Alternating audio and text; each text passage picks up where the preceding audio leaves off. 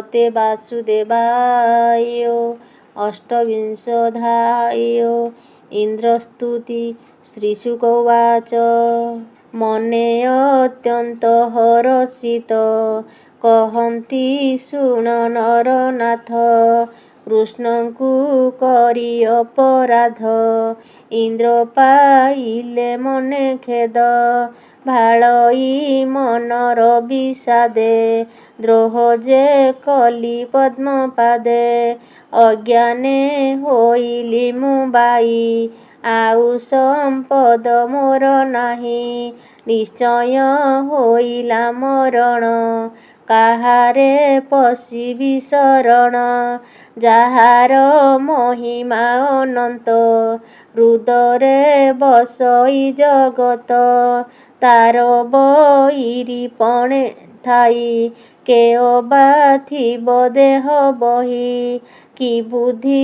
କରିବଇ ଆଜ ଭୟେ କମ୍ପଇ ଦେବରାଜ ସୁରଭି ଇନ୍ଦ୍ରପୁରେ ଥିଲା ଇନ୍ଦ୍ରର ରୋଦନ ଶୁଣିଲା କହଇ ଇନ୍ଦ୍ର ମୁଖ ଚାହିଁ ରୋଦନ କରୁ କାହିଁ ପାଇଁ କୃଷ୍ଣରେ କଲୁ ଅପରାଧ ଯାହାରେ ଦେଲା ଇନ୍ଦ୍ର ପଦ ଅଜ୍ଞାନ ମତି ବୁଦ୍ଧି ବଳେ ଦ୍ରୋହ ଯେ କଲୁ ପାଦ ତଳେ ମହିମା ନ ଜାଣି ତାହାର ଅଶେଷ ବ୍ରହ୍ମାଣ୍ଡ ଠାକୁର ଦାସ ବତ୍ସଳ ପାଦ ଯୁଗେ ଶରଣ ପଶ ଯାଇ ବେଗେ ତୋର ରକ୍ଷକ କେହି ନାହିଁ ଏହି ସଂସାରେ ଦେହ ବହି ଶୋକ ସଂହାରି ଦେବରାଏ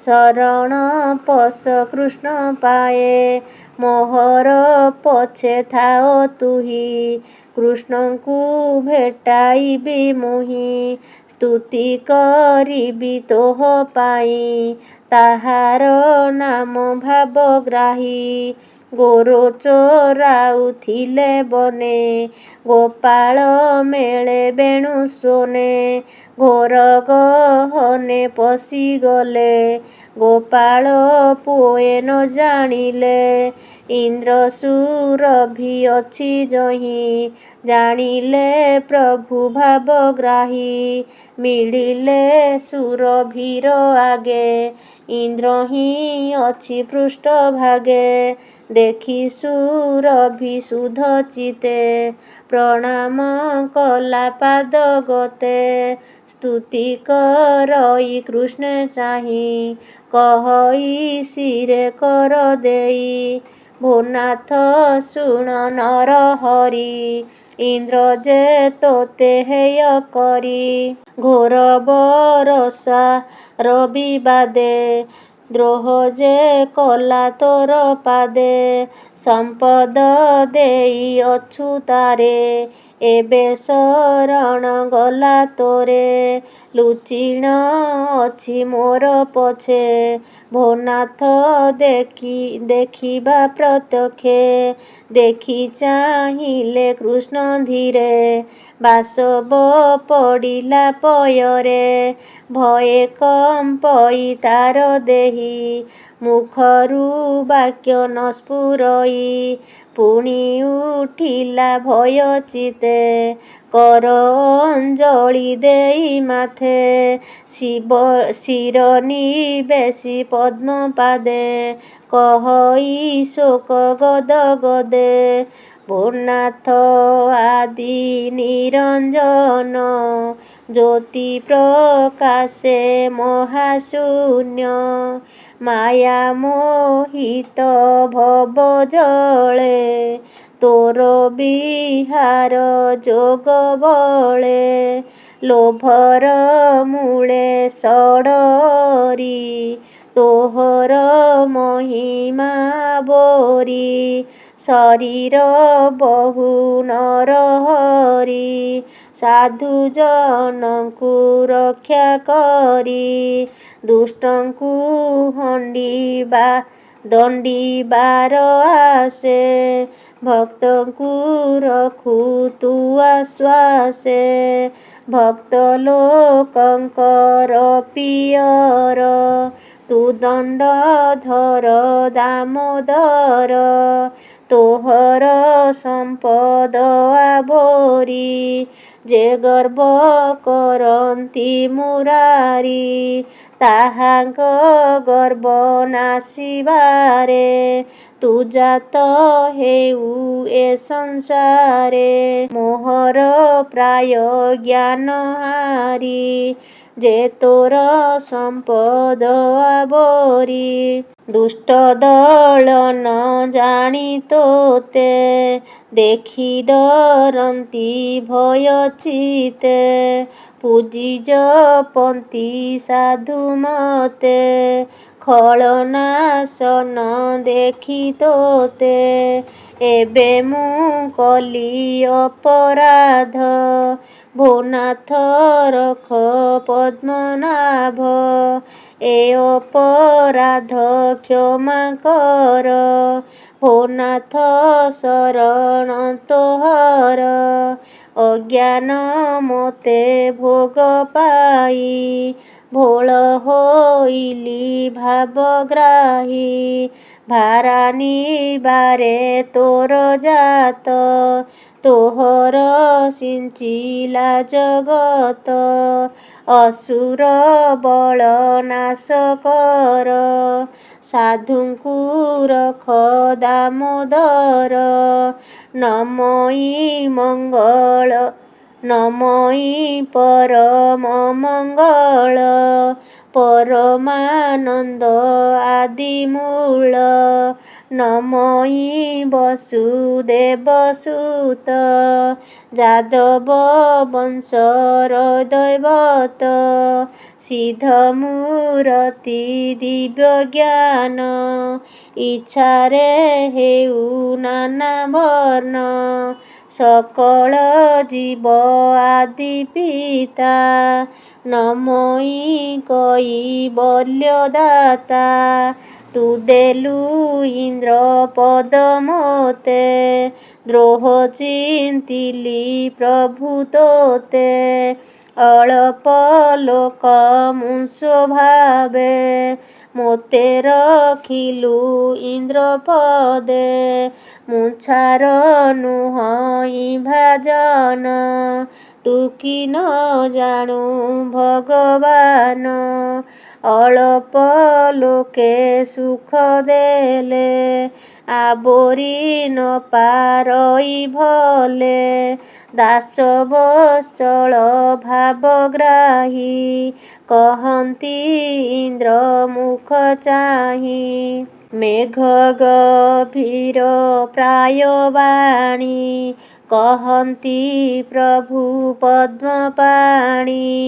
ଶୁଣ ହୋ ତ୍ରିଦଶଇ ନାଥ ତୋର ଦେଖିଲି ଦୁଷ୍ଟ ଚିତ। ମୋର ସମ୍ପଦେ ଅନ୍ଧ ହୋଇ ମୋତେ ନ ଜାଣୁ ଗର୍ବ ବହି। ତୋତେ ଅଛଇ ମୋ ସଦଏ ଯେଣୁ ତେଣୁ ଯେ ଦେଖା ଦେଲି ଭଏ। ଭାଙ୍ଗିଲି ତୋର ଯଜ୍ଞ କର୍ମ ତୁ ଯେ ହୋଇଲୁ ମତି ଭ୍ରମ। ଛାଡ଼ିଲୁ ମୋର ପାଦ ଚିନ୍ତା ସମ୍ପଦେ ହୋଇଲୁ ଅଚେତା। ଯେ ମୋ ସମ୍ପଦେ ଅନ୍ଧ ହୋଇ ସେ ଅପରାଧେ ଦଣ୍ଡ ପାଇ। ଯାହାରେ ହୁଅଇ ନିର୍ଦ୍ଦୟ ସମ୍ପଦ ନାଶଇ ଥୋକାଏ। ଯାହାରେ ହୁଅଇ ନିର୍ଦ୍ଦୟ ସମ୍ପଦ ନାଶଇ ଥୋକାଏ। ପୁଣି ଜାଣଇ ଯେବେ ମୋରେ ନାମ ଜପଇ ହୃଦୟରେ ମୋହର ଭାବ ସେ ପଶଇ, ଜନ୍ମ ମରଣ ତାର ନାହିଁ। ଏବେ ତୁ ନିଜପୁରେ ଯାଅ, ମୋହର ପାଦେ ଚିତ୍ତ ଦିଅ। ମୋହର ଆଜ୍ଞା ଘେନି ଶିରେ, ଗର୍ବ ନ ଥାଉ ତୋ ଶରୀରେ। ଇନ୍ଦ୍ରକୁ ଦେଖି ତୋଷ ଚିତ୍ତ, ସୁରଭି ନମଇ ଅଚ୍ୟୁତ। କ୍ଷଣ କ୍ଷଣକେ ନତ ହୋଇ, ସ୍ତୁତି କରନ୍ତି କୃଷ୍ଣେ ଚାହିଁ। ହେ କୃଷ୍ଣ ତୁ ପରମ ଯୋଗୀ, ବିଶ୍ୱ ସଂସାରେ ବିଶ୍ୱଭୋଗୀ। ତୁ ଆମ୍ଭ ପାଳକ ଗୋପାଳ, ନମଇ ପ୍ରଭୁ ଆଦିମୂଳ। ଆମ୍ଭର ଇନ୍ଦ୍ର ଅଟୁ ତୁହି, ତୋଠାରୁ ଅନ୍ୟ ଗତି ନାହିଁ। ସକଳ ସାଧୁଜନଙ୍କର, ତୁ ନାଥ ଶରଣ ସୋଦର। ବ୍ରହ୍ମାର ବଚନେ ମୁଁ ତୋତେ, ପୂଜିବି ଅଭିଷେକ ମୋତେ। ତୁ ନାଥ ଗୋରୁଙ୍କର ଇନ୍ଦ୍ର, ନାମ ମୁଁ ଦେବଇଁ ଗୋବିନ୍ଦ। ତକ୍ଷଣେ ଇନ୍ଦ୍ର ଚଳିଗଲା, ମେଘମାନଙ୍କୁ ହକାରିଲା। ଐରାବତ ଦିଗପାଳେ, ପାରିଜାତକ ଗଙ୍ଗା ଜଳେ। ସୁରଭି କ୍ଷୀର ବରଷିଲେ, ଗୋବିନ୍ଦ ବୋଲି ନାମ ଦେଲେ। ନାରଦ ଆଦି ବିଦ୍ୟାଧର, ତୁମ୍ଭର ଚରଣେ କିଙ୍କର। ଗୀତ ବିନୋଦ ନାନା ରଙ୍ଗେ, ଦୁନ୍ଦୁଭି ବାଦ୍ୟ ନାଦ ସଙ୍ଗେ। ପୁଷ୍ପ ବରଷି ସ୍ତୁତି ଭଣି, ସୁନ୍ଦର ଦିଶଇ ଧରଣୀ। ଇନ୍ଦ୍ର ସୁରଭି ପୟୋ ଜଳେ, ଆନନ୍ଦ ହୋଇଲେ ସକଳେ। ପୃଥିବୀ କ୍ଷୀର ନିରପାଇ, ବରଷା କାଳ ପ୍ରାୟ ହୋଇ। ସରସ ହୋଇ ମହୀ ରୁଧେ, ସରସ ହୋଇ ମହୀ ରୁହେ। ମଧୁର ବରଷେ ଥୋକାଏ, ଶସ୍ୟ ହୋଇଲା କଳନ। ମଣିଏ ଉପୁଜିଲେ ବନ, ଗୋବିନ୍ଦ ନାମ ଶୁଣି କର୍ଣ୍ଣେ। ହିଂସା ଛାଡ଼ିଲେ ପଶୁଗଣେ, ଗୋବିନ୍ଦ ଆଜ୍ଞା ଘେନି ଶିରେ। ଦେବେ ଚଳିଲେ ନିଜପୁରେ, ସୁରଭି ଗଲା ତୋଷ ହୋଇ। ଗୋବିନ୍ଦ ପାଦେ ଚିତ୍ତ ଦେଇ, ଗୋବିନ୍ଦ ନାମ ଭେଳା କରି। ହେଳେ ତରିବ ଭବ ବାରି, ସୁଜନେ ଗୋବିନ୍ଦର ପାଦେ। ଚିତ୍ତକୁ ମଜ୍ଜାଅ ଆନନ୍ଦେ, କହଇ ବିପ୍ର କହଇ ଦାସ ଜଗନ୍ନାଥ। ଗୋବିନ୍ଦ ପାଦେ ଦେଇ ଚିତ୍ତ। ଇତି ଶ୍ରୀମଦ୍ଭାଗବତେ ମହାପୁରାଣେ ପାରମହଂସ ସଂହିତାୟା 82 ଦଶମସ୍କନ୍ଧେ ଇନ୍ଦ୍ରସ୍ତୁତି ପଠନେ ନାମ ଅଷ୍ଟାବିଂଶୋऽଧ୍ୟାୟः। ଓಂ ନମୋ ଭଗବତେ ବାସୁଦେବାୟ।